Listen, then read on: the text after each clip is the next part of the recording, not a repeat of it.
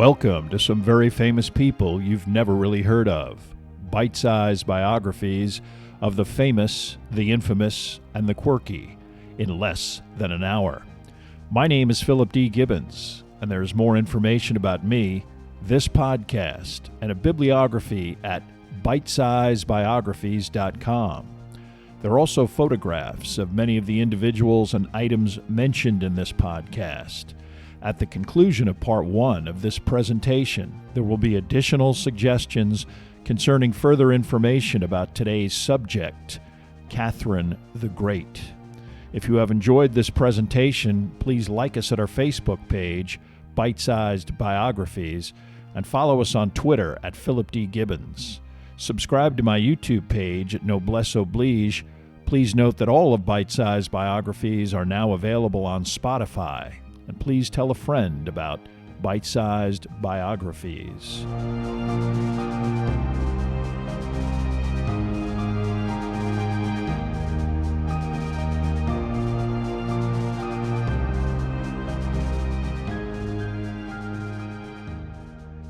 Now let's begin our story about the Empress Catherine II of Russia, also known as Catherine the Great.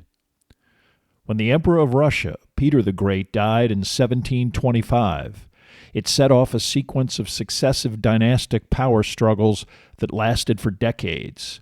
For almost 40 years, the Russian throne was gripped by royal instability as various factions and individuals were installed, frequently at the head of violent coups led by military forces loyal to such elements. Although Peter did change the rule of succession, opting out of the traditional male lineage continuation in favor of the sovereign designating their own successor, he did not designate an heir while he was still alive. His second wife, Catherine I, became Russia's ruler, mostly as a result of the machinations of various government ministers who were the actual power behind the throne. Catherine died only 2 years later, but her successor was a relatively obvious choice, Peter II. This was Peter the Great's grandson, Peter the Great having executed his son and Peter II's father, Alexei, in 1718 for various indiscretions considered treasonous. Peter II lasted only 3 years on the throne, dying of smallpox in 1730 at the age of 14. As this extinguished any possible male successor, politics dictated that the niece of Peter the Great, Anna, was selected as the new Russian empress.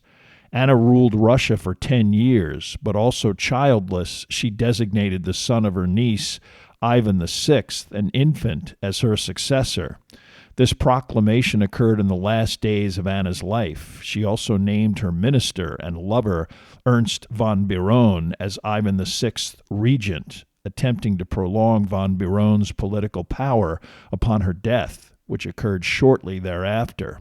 These actions came to nothing, as von Biron and Ivan VI were both removed by force, the latter by the second oldest daughter of Peter the Great, Elizabeth, who crowned herself empress.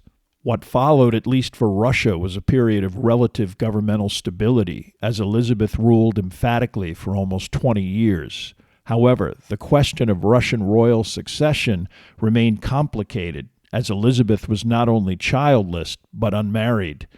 Peter the Great had attempted to arrange a union with any of the traditionally prestigious dynasties of Europe, but although Elizabeth was also the daughter of Catherine I, this was Peter the Great's second marriage. Catherine was a former peasant servant girl, and any of her progeny considered far too common for the great houses from countries like France or Austria.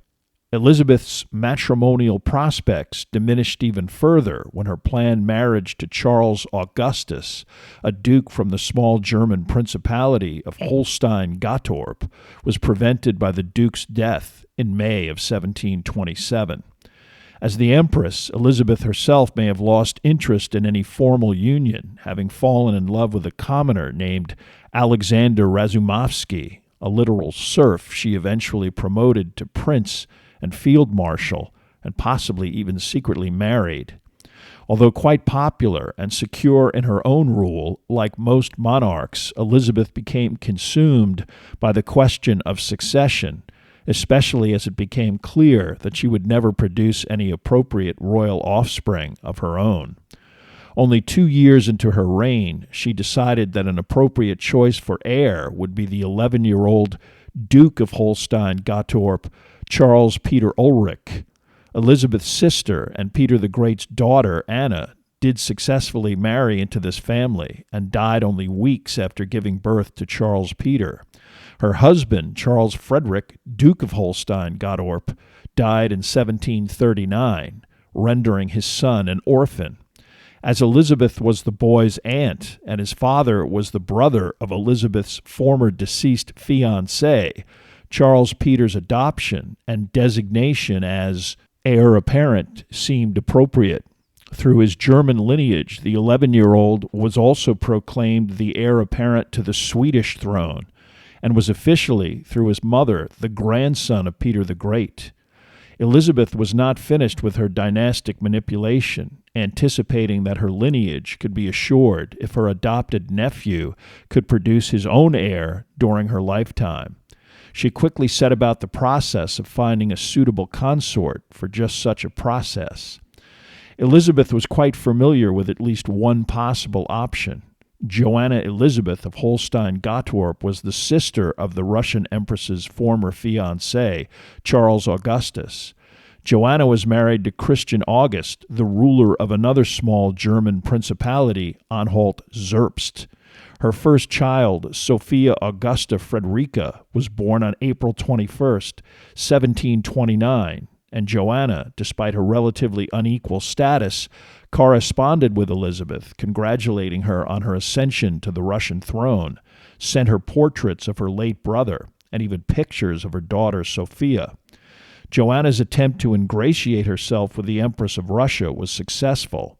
After several communications with the Russian court and the secret encouragement after a personal meeting with the ruler of Prussia, Frederick II, also known as the Great, Joanna agreed to come to St. Petersburg with her 14-year-old daughter, Sophia of Anhalt-Zerbst. Thus was set in motion the transformation of an obscure teenage girl, Sophia, into one of the most prominent figures in Russian history, Catherine the Great. Even before Joanna attempted to implement her plan, Sophia's relationship with her mother was already dysfunctional.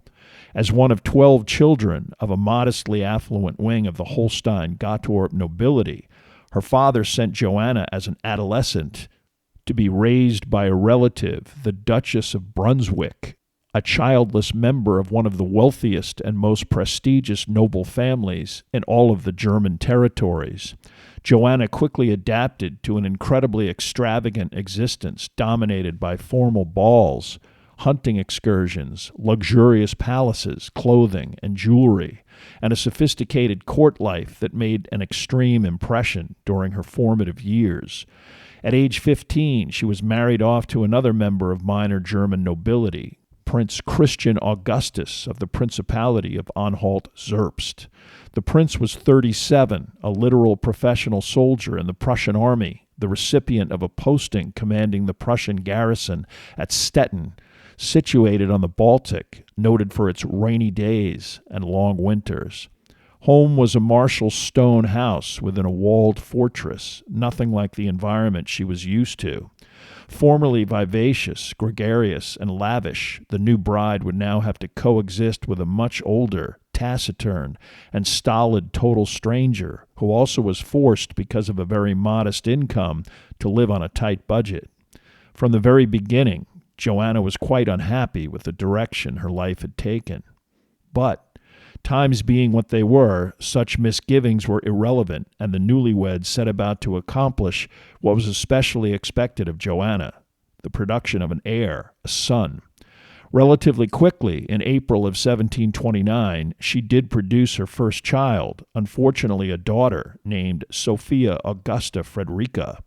Even more unfortunate, Joanna was incapable of expressing an instinctive maternal affection for the child, quickly dispatching the infant to servants and wet nurses to provide basic care.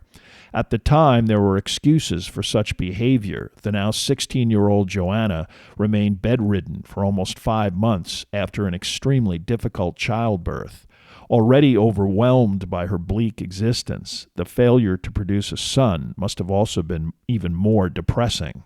18 months after the birth of Sophia, her mother did give birth to a son, Wilhelm Christian, a child by comparison that she doted on while still ignoring her daughter. This lack of any maternal affection greatly embittered Sophia and shaped her as a child who'd learned to cope with a solitary and hardened existence. Still, her father ensured that she received a proper education, and she evolved into an inquisitive and energetic child. Her mother would give birth to 2 more siblings, a boy and a girl, and despite her husband's eventual promotion to military governor of Stettin and a better residence, she remained unhappy and unfulfilled. Very early in Sophia's life, her mother must have decided that if she, Joanna, was unable to achieve the life of splendor and wealth that she formerly envisioned for herself, perhaps she might be able to obtain such status through her children. The Duchy of Holstein-Gottorp was a socially significant entity, and Joanna began to make a concerted effort to correspond and visit with any relative or connection that she felt she might eventually wish to exploit. Annually, she would make an appearance at the court of the King of Prussia, keeping her profile as high as possible. Inevitably, her eldest daughter, Sophia, only 8 years old, began to make these trips with her. From a young age, listening to the endless gossip among her noble aunts and uncles concerning potential marriages, she became aware of the ulterior motives behind her mother's habitual sojourns. She also was quite enthusiastic about the process, these trips far more exciting than the boring existence along the dreary Baltic. Surprisingly for Joanna, a stroke of good fortune propelled her scheme from an unrealistic pipe dream to access to one of the most eligible young nobles in northern Europe. In 1739, her brother, the current Prince Bishop of Lübeck, was officially appointed as the guardian of the now orphaned 11-year-old Duke of Holstein, Charles Peter Ulrich. The young duke actually had the inside track of succession to one of either 2 crowns, Sweden, or as the only living grandson of Peter the Great, Russia. Predictably, Joanna paid a call, her daughter in tow. This first visit didn't leave much of an impression on the young Duke of Holstein, but as Sophia grew into her teenage years, others did notice as this formerly average-looking child blossomed into engaging and attractive marriage material. Additional developments only increased both Joanna and Sophia's profile. Backed by the military and powerful members of the nobility, Elizabeth, the daughter of Peter the Great, through a coup, was named Empress of Russia. Shortly afterwards, clearly after some discreet back-channel diplomacy, Peter Ulrich, Duke of Holstein, was quietly shipped off to Russia, formally adopted by Elizabeth and proclaimed heir to the Russian throne. This called for the teenager to renounce any claim to the Swedish throne, and after additional negotiations with Sweden, Elizabeth was then permitted to designate a replacement as the new Swedish royal heir. Her choice was Joanna's brother, Adolphus Frederick, the Prince Bishop and former guardian of Peter Ulrich. Through this chain of events, Joanna and her daughter were now cousins to the future Emperor of Russia, as well as the future King of Sweden. Joanna's husband, Christian Augustus, was also enjoying his own good fortune in 1742. Promoted to field marshal by Frederick II, he also ascended with his brother to co-rule of his ancestral principality of Anhalt-Zerbst. This permitted Christian to resign from the Prussian army and relocation to reign over this modest territory. Although nothing too outlandish, this move also allowed access to the building that served as the principality's royal residence. Small by European standards, Joanna could at least take solace in the fact that she was now a legitimate princess. By the end of 1743, this trajectory took a quantum leap. In an official communique directed personally to her from the Empress Elizabeth, written by Minister Otto Brumer, she was requested to journey to the imperial court of Russia, to bring her daughter Sophia with her, and to proceed as quickly as possible. She was also specifically told not to include her husband, Prince Christian Augustus, most likely because the prince might balk at his daughter converting to the Russian Orthodox Church, a necessary requirement if any marriage into the Russian royal family was to ensue. Shortly afterward, another letter arrived for Joanna from Frederick II, acknowledging that he was aware of her impending journey and wishing both every success, an acknowledgment that a possible marriage was the purpose of the trip. Such an entreaty also ensured that Christian Augustus had no choice but to permit such an endeavor despite the obvious personal snub. That Frederick II considered this excursion a diplomatic mission of the highest importance was reinforced by a personal visit to Berlin before Joanna and Sophia were to leave for Russia. He publicly spent time in Sophia's proximity at a state dinner, engaging her in personal conversation, most likely to assess her ability to ingratiate herself at the Russian court. But he also had the ulterior motive of explaining to Joanna that her presence at such a close proximity to Elizabeth made her a valuable asset both to exert influence on Prussia's behalf, but to also gather valuable information from her unique vantage point. Unfortunately, Joanna was so completely captivated by her perceived prominence that she immediately lost sight of her daughter's primary importance and began to think of herself as the focal point of this journey to the Russian court. Of the 10,000 rubles sent to underwrite the expense of the trip, she spent most of it on herself and her wardrobe, leaving virtually nothing for her daughter. On Friday, January 16th, Joanna, Sophia, and the small entourage traveling under an assumed name began their journey eastward. 50 miles from Berlin, Christian Augustus left his wife and daughter's carriage and said goodbye. He would never see Sophia again. Meeting a Russian cavalry escort in the town of Riga, Joanna and Sophia then proceeded through the Russian frontier, conveyed by an imperial sled, outfitted in luxurious decor. Warm fur capes fringed with sable provided for both mother and daughter. As they entered St. Petersburg, the duo was greeted with a cannonade from the St. Peter and Paul fortress, and greeted by numerous dignitaries from the imperial government at a reception within the Winter Palace.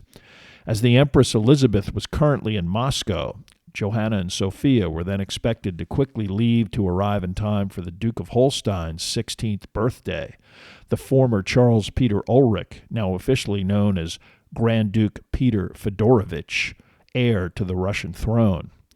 Under their prompt arrival in Moscow, mother and daughter were summoned to the Golovin Palace, Elizabeth's residence. While they waited, they were first greeted by Grand Duke Peter. Although having previously met, Joanna and Sophia were less than impressed with their fellow German nobleman. Peter was now 15, but had not matured much from the small boy Sophia encountered 5 years earlier. Extremely short and slight, he was also pale, not particularly good-looking, betraying a sickly countenance. In fact, part of Elizabeth's urgency for her adopted son to acquire a wife was his potential for serious illness, already having been bedridden with various ailments for months at a time. The sooner Peter got married and started working on providing a suitable heir, the better, as far as the Empress was concerned. Escorted by the Grand Duke through the palace, Joanna and Sophia eventually came to the receiving area to meet the Empress. As unimpressive as Peter was, both women were absolutely awed by Elizabeth. Dressed in a gold lace-trimmed silver gown, her upper torso bedecked with numerous diamonds, tall, attractive, with a clear and healthy complexion, she was the epitome of what imperial majesty should look like. Joanna immediately kissed her hand and thanked her profusely for all of the consideration provided during their journey to Russia. Sophia was equally deferential, bowing and curtsying, eliciting a smile from the Empress. Later, when she, as the Empress of Russia, wrote her autobiography, Sophia stated, "It was quite impossible on seeing her for the first time not to be astonished by the beauty and the majesty of her bearing." Elizabeth promised both women that her largesse would continue, providing both of the new arrived visitors with their own residences, staffed with an entourage of servants and assistants. Initially, Peter also seemed happy to spend time with Sophia, but some of his fundamental attitudes quickly became apparent. He was outspoken to Sophia that he considered himself German and not Russian. He had very little interest in academics and was mostly unresponsive to the various tutors that attempted to instill an education and language skills befitting a Russian emperor to be. Even more inappropriate, Peter also casually mentioned to Sophia that he was glad that she, a fellow German, had come to the Russian court, but he actually already loved someone else. If he and Sophia were to ever marry, it would not be out of love, but merely because the empress demanded it. Even at her young age, Sophia realized how reckless it was for Peter to make such an admission only days after their arrival. But she also grasped that it really wasn't Peter she needed to please, but the Empress Elizabeth. To this end, Sophia quickly threw herself into learning the Russian language, academics, and even discussions concerning conversion to the Russian Orthodox religion. Predictably, both the stress of such an arduous journey and the austere Russian climate induced a serious illness that by March resulted in pneumonia. As was customary, with Sophia actually fainting several times, court doctors suggested that she be bled. Her mother was adamantly opposed, and while this disagreement prevailed, Elizabeth arrived from a country retreat and took immediate charge of the situation, demanding that the doctors implement whatever treatment they felt was appropriate. When Joanna continued to object, the Empress had her removed and then proceeded to remain present for the next 4 weeks of similar treatment. Sophia had periods of serious jeopardy, losing consciousness periodically, but Elizabeth would actually cradle her in her arms and speak softly to her in a way that her actual mother never had. Sophia eventually came to, and when Joanna suggested that a Lutheran minister be brought to pray for her benefit, the sick teenager made a request that even stunned the Empress, asking instead that her Orthodox priest and tutor be brought to her instead. Soon, this story and the cause of Sophia's illness, her long hours of diligent determination to learn the Russian culture and language, endeared her not only to Elizabeth, but eventually, when the story circulated widely, to the public at large. By April 21st, the princess's 15th birthday and first public appearance since her extended illness, Sophia was still pale and terribly thin, but she was greeted enthusiastically and no longer perceived as a foreigner. Although Frederick II had to eventually personally intercede, when Sophia wrote to her father and asked for his official permission to convert to the Russian Orthodox Church, he agreed.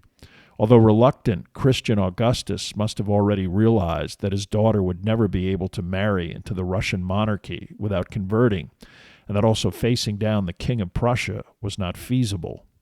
Sophia's ability to ingratiate herself could not have come at a better time. Frustrated by the growing profile of her daughter and Elizabeth's dismissive attitude, Joanna became consumed by her delusional belief that she was on an important diplomatic mission at the personal behest of Frederick II himself.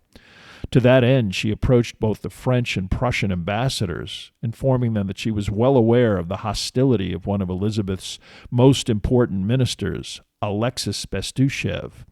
Frederick had explained to her that this minister was pro-Austrian and would do everything possible to ensure that Sophia did not marry Peter Fedorovich. Therefore, the three of them should do everything in their power to undermine the minister in the hopes of producing his dismissal. This attitude was short-sighted for several reasons. By then, Elizabeth had accepted Sophia as her own daughter, and a marriage was practically guaranteed. Only something perfectly stupid, like exactly what Joanna was engaging in, could prevent such an outcome. But this subtlety was lost on her as she wrote coded letters back to Berlin. The French ambassador, who had a much greater stake in the pro-Austrian Bestuchev's removal, also engaged in a lengthy coded correspondence with Paris, sprinkling his letters with personal insults of Elizabeth that question her abilities, but also her physical appearance, a very sensitive topic as the Empress approached middle age. He also made it clear that Prussia was quite eager to get rid of Bestuchev, an attitude shared not only by the Prussian ambassador, but by Joanna herself. Unfortunately for this trio of intriguers, Alexei Bestuchev did not get to the top of the Russian government ministerial heap by not being both wary and ruthless. All of the letters written by the foreign contingent in Russia were surreptitiously seized, opened, decoded, copied, and then sent on their way. And the Russian minister was in no rush, allowing his adversaries plenty of time to provide numerous examples of extremely compromising and embarrassing material. Elizabeth enjoyed the solitude of the Troitsa Monastery, a simple retreat about 40 miles from Moscow. And in June of 1744, Peter, Sophia, and Joanna were included in what was to be several days of reflection and relaxation. It was during this interlude that Bestuchev provided the Empress with over 50 copies of the intercepted letters of the foreign elements aligned against him. The sovereign's reaction was predictable. The French ambassador was immediately expelled from Russia. The Prussian ambassador, not as vocal in his communiques, was not immediately dispatched, but his reputation was ruined, and he would leave St. Petersburg within a year. Joanna was also allowed to stay, but it was made clear to her that she was only remaining because of the potential status of her daughter, and whatever positive relationship she had with Elizabeth was destroyed forever. Perhaps as a result, Sophia's formal conversion and engagement was announced for the end of June. On June 28th, with Elizabeth at her side, Sophia went through the formal ceremony of baptism into the Russian Orthodox Church. It was during the ceremony that she recited the requisite scripture clearly and impressively in Russian. And while she could have kept the baptismal name of Sophia, she instead chose Ekaterina, or in English, Catherine, not coincidentally the name of the Empress's mother. The following day, even more elaborate church services and lengthy formal court events were held to officially announce and acknowledge the engagement of Grand Duke Peter to the newly named Grand Duchess Catherine. If Catherine and Peter's relationship was already both complicated and dispassionate, in December of 1744, after a bout of measles, he then contracted smallpox en route from Moscow to St. Petersburg. Immediately quarantined from any other member of the royal family, Elizabeth, fully understanding that her dynastic plans were hanging in the balance, made her way from St. Petersburg to the small Russian town where the Grand Duke was confined. Supervising his care, she communicated frequently with Catherine, who also understood that her standing within the Russian court was now quite tenuous if Peter died. She responded to Elizabeth's letters with letters of her own, in Russian, drafted by a tutor and copied by the Grand Duchess, an effort that the Empress found charming, not knowing of the actual composition process. It was not until February that Catherine got word that the Grand Duke had pulled through. But when he finally returned to the Winter Palace, his appearance was discomforting. His face was still in the process of healing, disfigured with pockmarks and swelling, and undoubtedly permanent scarring would occur. Peter himself was also traumatized psychologically, fully aware that his appearance, never his strong suit, was now actually off-putting, especially to his now fiancée, who was actually repelled when they had their first encounter at the Winter Palace. Although their relationship had been previously friendly, if not romantic, he now felt isolated even from one of the few people who he considered a close friend. He responded by retreating into an insular existence, spending most of his time in his room, regressing into a personality that became increasingly childlike. Catherine was still ambitious enough to at least downplay any outward negativity towards her fiancé, and in a complete state of denial concerning the maturity and suitability of her adopted son, Elizabeth forged ahead, issuing a March 1745 proclamation that the wedding would take place on July 1st of that year. The public itself remained enthusiastic, as this was the first public imperial wedding in the history of Russia. Privately, the excitement of the preparations escalated for an occasion that the Empress wanted to be dazzling, surpassing anything ever seen on the continent. This anticipation did nothing to spark the relationship between Peter and Catherine. Although their apartments in the Winter Palace were situated together, they spent little actual time with each other. As soon as the winter receded, he moved out of St. Petersburg with his mother, leaving his fiancée behind. It would be months before the couple reunited, and Peter would then spend most of his time either running his servants through military drills or even playing with toy soldiers. By now, Elizabeth at least sensed that this was not a passionate relationship, but she believed once the marriage occurred, the heir would recognize his appropriate role and, guided by his dutiful and youthful wife, respond appropriately. Besides the soap opera raging between the main characters, another secondary drama was building concerning Catherine's immediate family. Joanna's status at court was completely diminished to the point of non-person. She had continued to alienate Elizabeth by involving herself in relationships with members of the nobility that were potentially scandalous and engaged in all sorts of petty disagreements, even with the Grand Duke himself, all behaviors that got back to the Empress. Fully expecting to be invited, her husband continued to ask Joanna by letter why no official invitation was forthcoming. But this invitation was never issued, and the explanation was that the presence of a German prince would alienate the Russian public, with both bride and groom of German origin. But this explanation became absurd when two brothers of Joanna, Adolphus Frederick, heir to the Swedish throne, and Augustus, now the reigning Prince-Bishop of Lubeck, were invited well in advance. This slight was a deliberate snub of especially Joanna, and wise beyond her years, Catherine, despite wanting her father to be present on such an occasion, did nothing to get in between this imperial spat. Only one thing fundamentally mattered now, that the wedding proceed.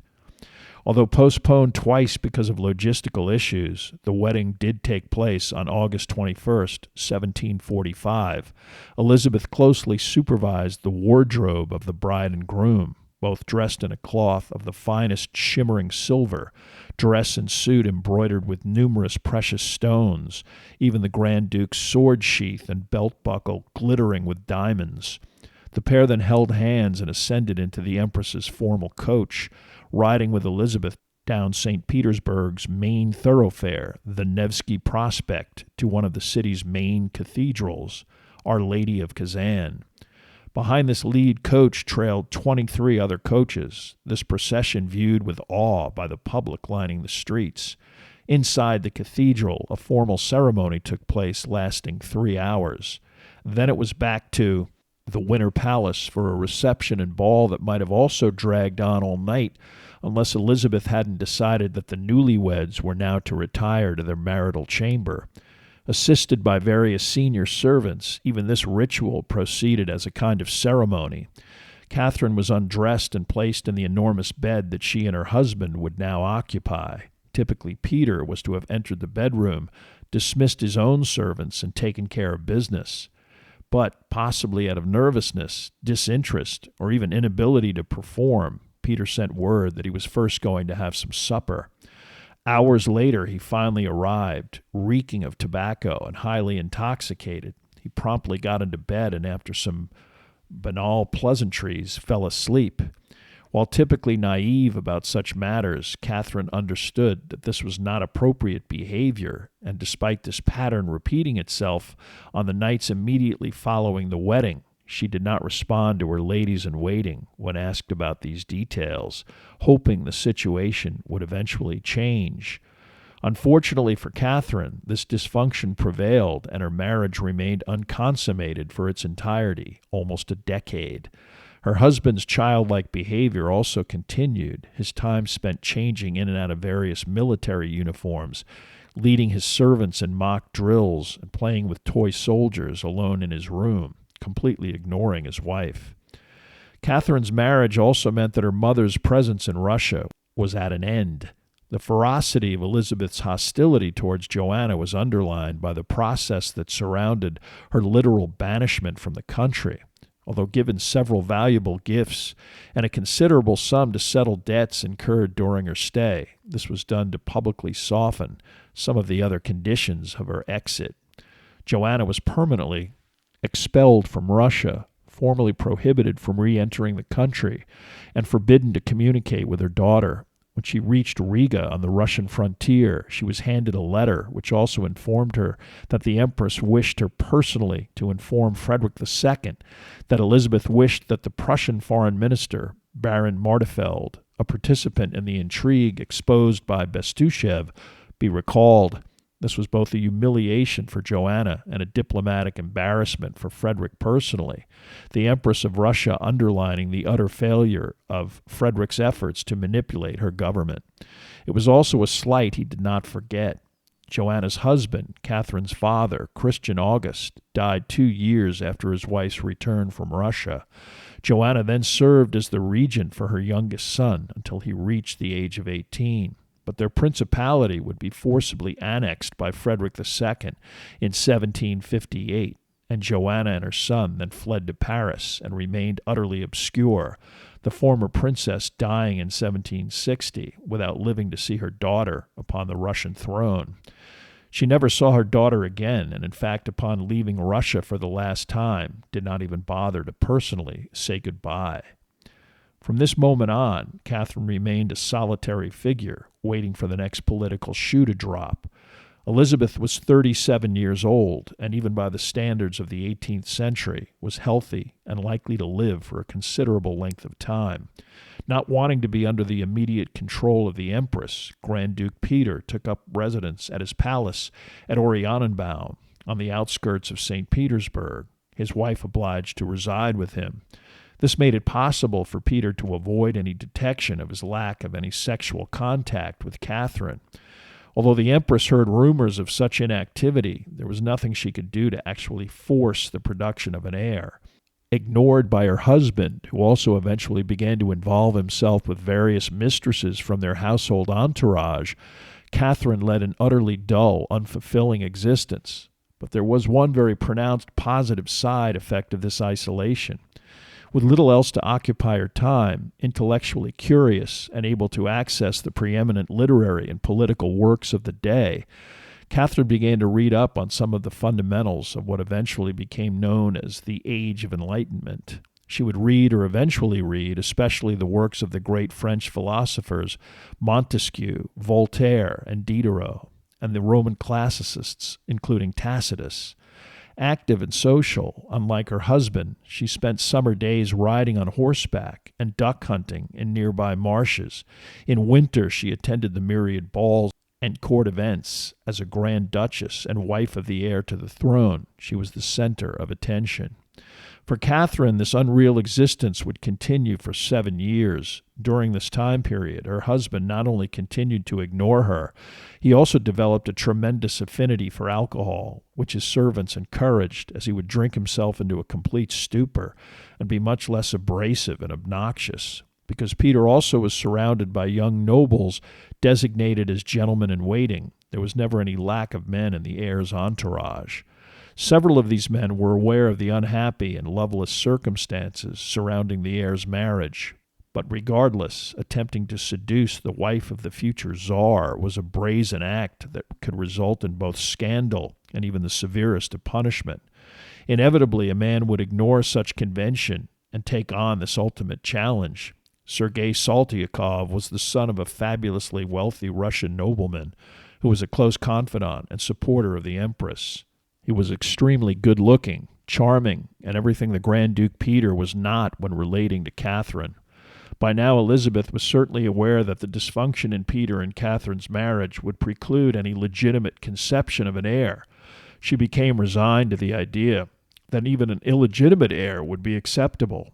Both Catherine and Saltykov most likely sensed this attitude, as in late 1752 they began a clandestine but passionate affair. Quickly pregnant, she suffered a miscarriage in December of 1752. It would take 3 pregnancies in all, but on September 20th, 1754, she gave birth to a son. Gossip in the Russian government and high society assumed that the child's father was Sergei Saltykov, but an elaborate tale of Peter actually undergoing an operation to correct an anatomical issue, thus allowing him to finally consummate his marriage, was the official explanation for this sudden reproductive success. Elizabeth couldn't have cared less either way, especially as the child was a male. Within minutes of the child's birth, The empress named it Paul and removed it from Catherine's proximity. The Grand Duchess would not even see the child again for a week and was also bedridden while recovering from the maternal ordeal. While Catherine did receive a gift from Elizabeth of 100,000 rubles, the empress made it quite clear that Paul was essentially under her complete care and control, and that Catherine's function within the government was concluded. This lack of any maternal connection to her son would alter their relationship and have a profoundly negative effect. Sergei Saltykov was immediately sent as a diplomat to Sweden, and upon his return was sent on a 5-year permanent assignment to Hamburg, Germany. On his part, Saltykov, a notorious womanizer, was not interested in any further romantic relationship with Catherine, and found that his newfound celebrity as the lover and rumored father of the Russian heir to the throne made additional conquests on foreign soil even easier. This development was disappointing to Catherine, who suddenly had to deal with the separation of both her son and the only love interest she had ever known. Elizabeth also made it clear to Catherine that she was strictly forbidden to involve herself in any governmental matters or foreign affairs.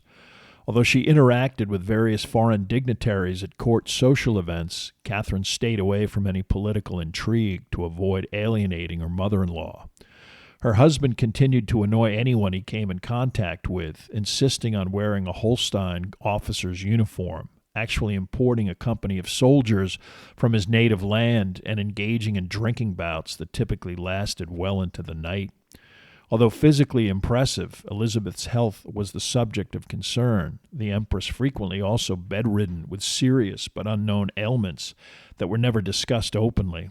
Still, within the government and Russian nobility, there was deep concern over what would occur when Elizabeth died, many believing her son completely unfit to assume the throne.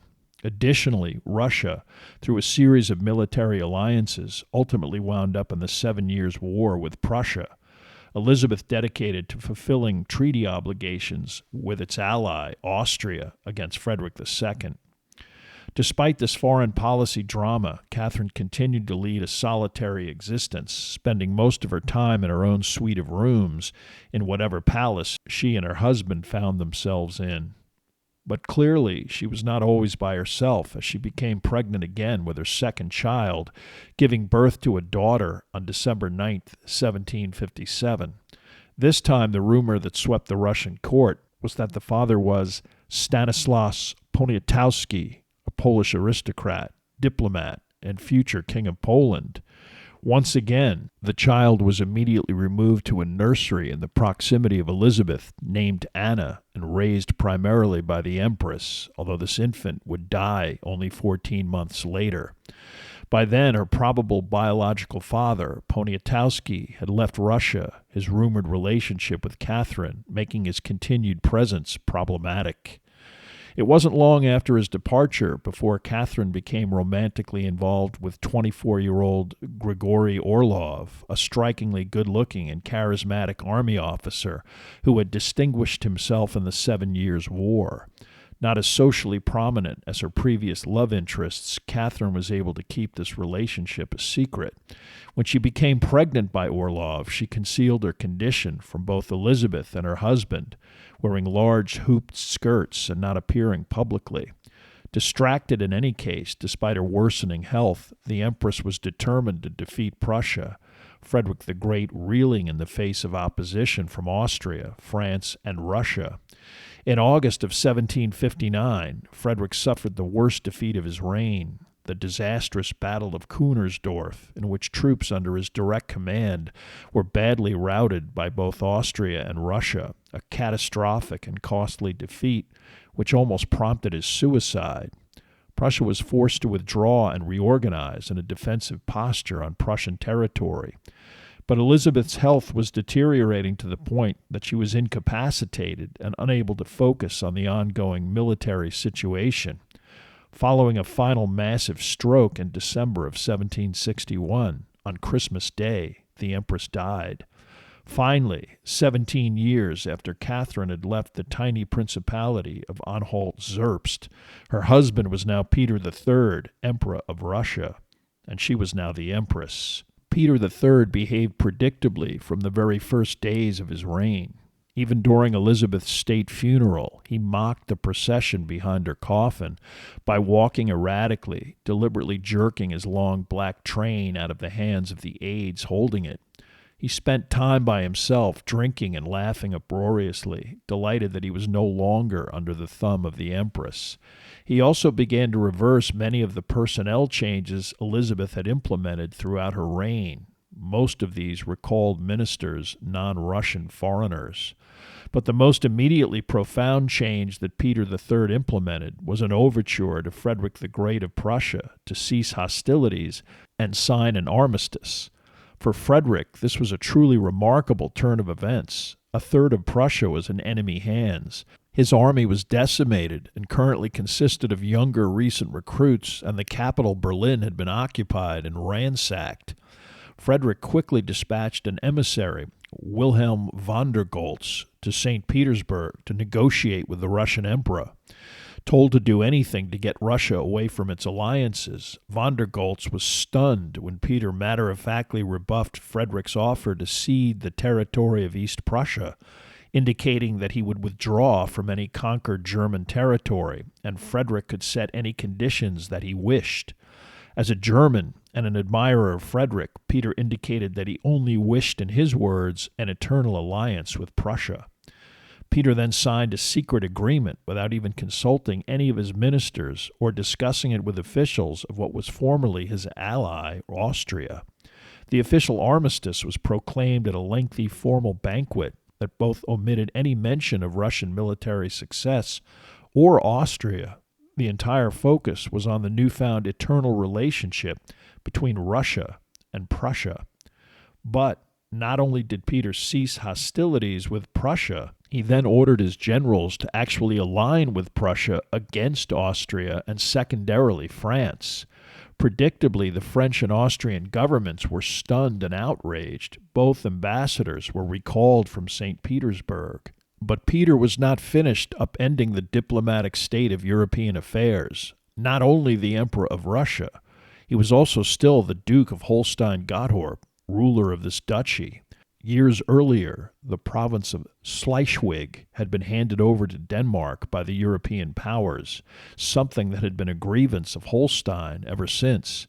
Peter now demanded that Denmark return this territory, and he threatened to utilize Russian troops to enforce this demand. Despite the admonition of Frederick the Great, Peter ultimately issued the order for the army to advance and engage Danish troops. For the influential members of the government, the military who were humiliated by Peter's armistice, and the nobility, this behavior was a final straw. For the first few months of Peter's reign, Catherine remained behind closed doors until giving birth in April. The child was named Alexei, became the responsibility of the Orlov family, her son initially not knowing his mother's identity, and his identity kept a secret for decades. By May of 1762, Peter's relationship with Catherine deteriorated to the extent that, while deeply intoxicated, the emperor ordered her arrest and confinement, an order that he rescinded only after the intercession of German court members. In June, he left St. Petersburg in preparation for hostilities against Denmark.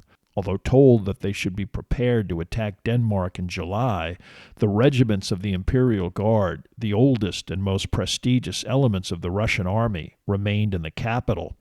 Catherine's relationship with Orlov prompted an intrigue in which numerous officers, recruited by Orlov and his younger brother Alexei, began to plot an overthrow of Peter III.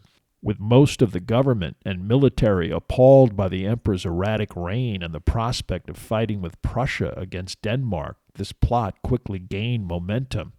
On the morning of June 28th, these military units made their move. The Imperial Guardsmen escorted Catherine first to the Kazan Cathedral and then down Nevsky Prospect to the Winter Palace. At both places, she was proclaimed the new ruler of Russia, walking out on the palace balcony with her 8-year-old son, a large adoring crowd roaring its approval. Although the capital was secure and every important sector of the government was behind her, Catherine still had to deal with an emperor who had some degree of protection and might decide to attempt to fight back.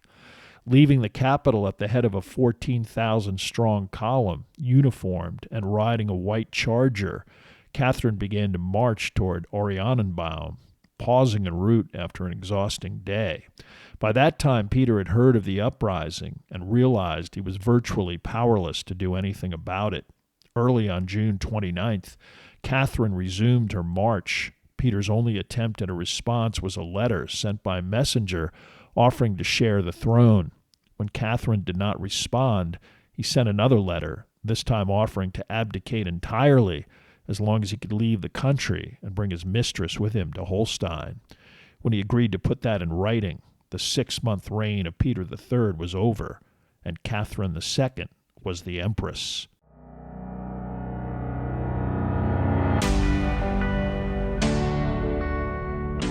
Thank you for listening to part 1 of this podcast about Catherine the Great. Information for this podcast came from the books Catherine the Great, Portrait of a Woman by Robert Massey, and Catherine the Great, A Short History by Isabel de Madriaga. There are also additional photographs, bibliographical and musical information at bitesizebiographies.com. Thank you for listening, and please tell a friend about Bite-Sized Biographies.